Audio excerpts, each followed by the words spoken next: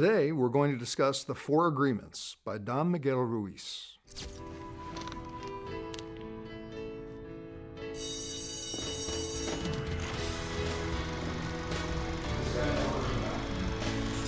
That's the first step. That's the only way. Several years ago, I was invited to lead a book discussion group by a manager at a local Barnes & Nobles. And one of the first books that we discussed was The Four Agreements by Don Miguel Ruiz. Personally, after reading that book, I took the Four Agreements and integrated them into my life as a tool for daily living.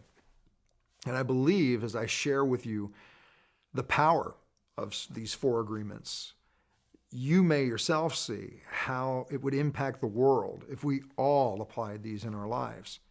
The first agreement is to be impeccable with your word. Not only with your commitments to others, but also with your word to yourself, whether you plan on dieting, whether you plan on exercising, whether you plan on committing to anything, but being impeccable with your word. When you say something, mean it.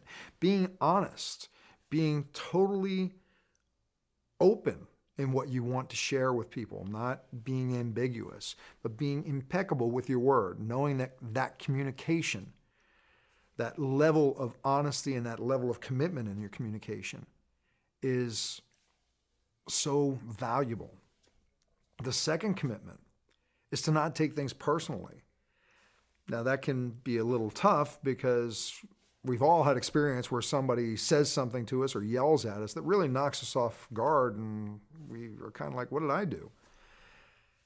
I turn that around and I ask you, have you ever lashed out at someone when they weren't really the person that you were angry at?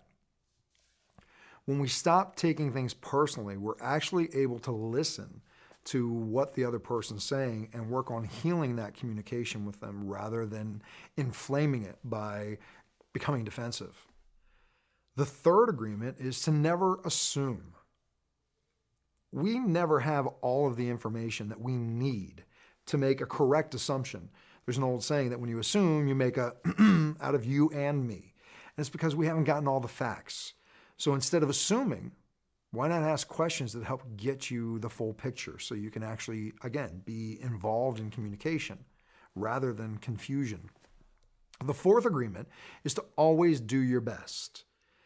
People who know me know that I have a very, very strong aversion to the word try, because I believe that try is an excuse to fail, that you don't really have to apply yourself to doing what it is you're kind of committing to doing.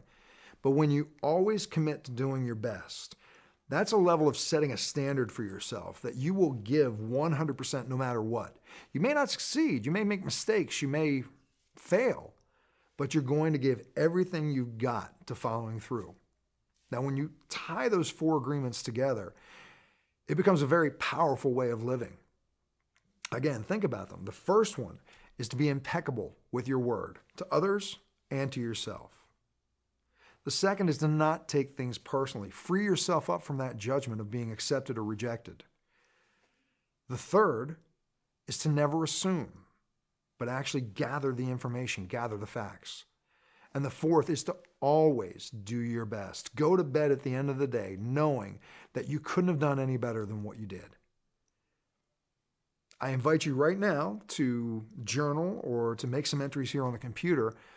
List each of the agreements, list all four, and then next to each one, ask yourself and be honest about it. Where can you improve?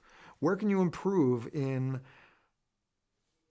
the commitments you make, holding yourself accountable to those commitments, the level of honesty in your communication? Where can you improve? Or maybe you can think of some specific relationships that you do take things personally. Maybe it's with your spouse, maybe it's with a parent, maybe it's with your boss, but that in your communications, you often take things personally, that you could kind of distance yourself and go, you know what, whatever's wrong with them may not really have to deal with me.